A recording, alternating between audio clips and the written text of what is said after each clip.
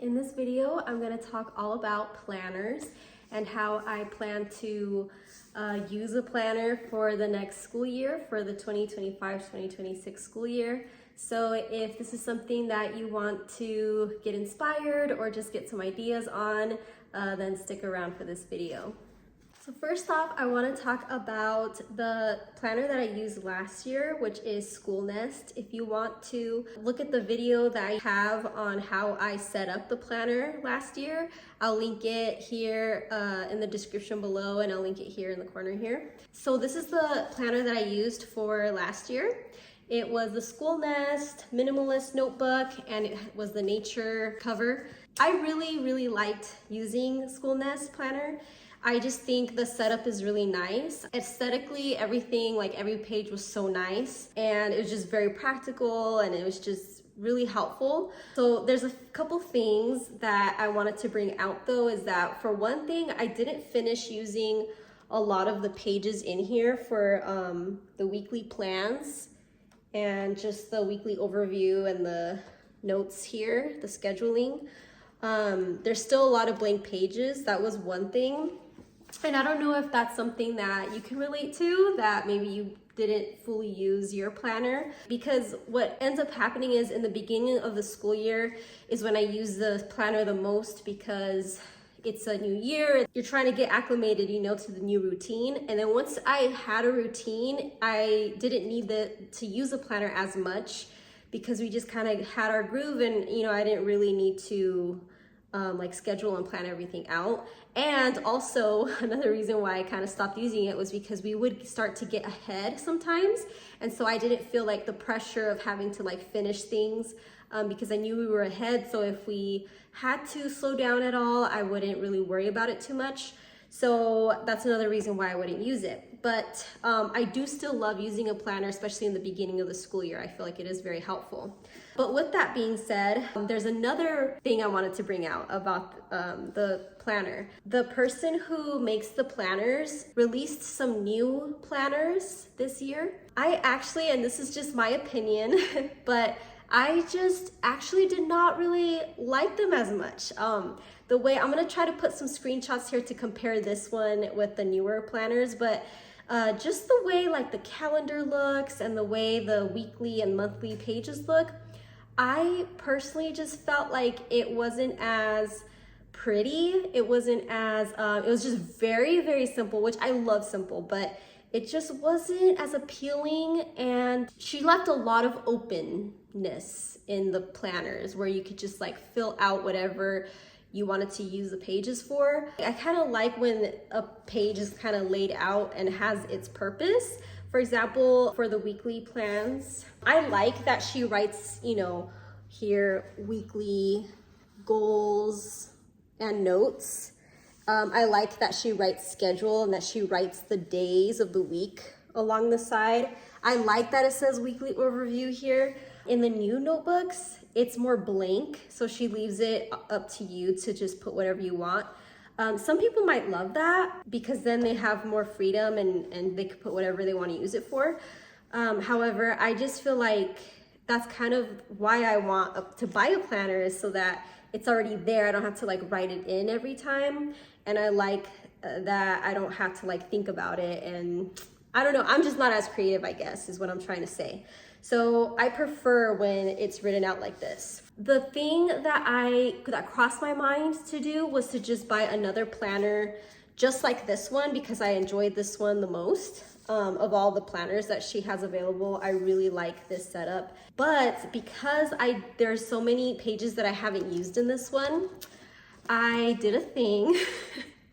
What I did was I split this book, and right here you can see I just used scissors. I kind of bent it, and then I used scissors from the last page that I used, because what I want to do is I want to continue to use these pages. There's a lot of pages I didn't use. It was a 56-week pages. So all these would be blank, and I just feel like it would be a waste to buy a whole nother planner just for me to, use the monthly pages or whatever. It's so fun to get a new planner and brand new, and I liked doing the vision boards and just the setting up the planner for the year is so fun to me. But I just feel like I wouldn't want to waste all this paper, and I'm trying to be as practical as I can, and also with the budgeting. And then, like I said, I just didn't like the way the newer ones were set up. So this is what I decided to do. I'm gonna flip the camera around and just kind of go over what materials I have and how I plan to plan the new school year. Okay, so this first half of the planner was mostly, like the vision boards that I was considering maybe doing a page, like a vision board just separate for this coming school year, but it's not very different. I don't have like very much of different goals for this school year. It's pretty much the same. So I don't think I'm gonna go ahead and do a new vision board for this year. But something else, another thing I didn't really use was the attendance tracker. I tried to use it and then I stopped about a couple months in. So it's not something that I really need. I also didn't use these curriculum overviews. I knew I was not gonna need them. So, and also the, the curriculum progress especially. I knew I was not going to use them. I just don't feel a need for those.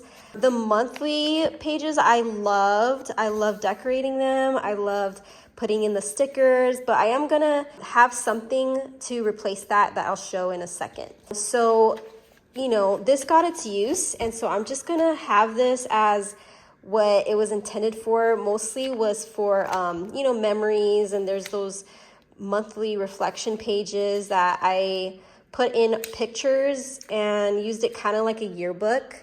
And sometimes I would write things down in there too. So that was really nice. And so I will always have this for looking back on. Obviously, I won't be able to do that for this coming school year, but at the same time, it's not totally needed. I didn't feel like it's something that I need to have for my homeschool. I could live without that for this year. Okay, so I'm gonna show now what I'm gonna do for this year. I have this folder here, and when you open it up, I'm gonna have he's in a charter school, so they have this available on the website, which I just printed out. And it's just really nice because it gives the dates of like their school breaks. So this was the summer break, this is when school starts. It's sectioned off in learning periods, and it's color coded so that by the end of each learning period, we meet with his teacher, and she just checks everything, makes sure that he's on track, and she files things. So it's just really helpful. And so I get the idea, I get to know when we will meet with her. And then there's just other school breaks, and then this is the last day of school in 2026. So this I have just in the front. And then after that, what I did was I went on Teachers Pay Teachers, and for free, I got these calendars. I'll put the link in the description if you like these. I just really like the simplified look, and I really liked that there was just a splash of color on each month. So I just used this hole punch and punched these in. And what I plan to use these for mostly I plan to use these for field trips. So this year I really want to try to schedule in more field trips. Now that my younger son, he's two and a half, so he'll be 3 by the time he starts school.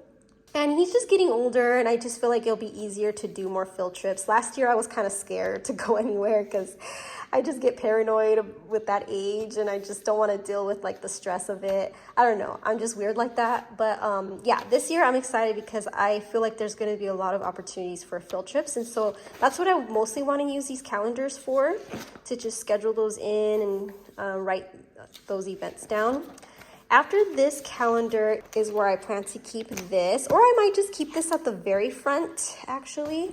This is just personal information. This is more like Bible things for myself, like Bible scheduling.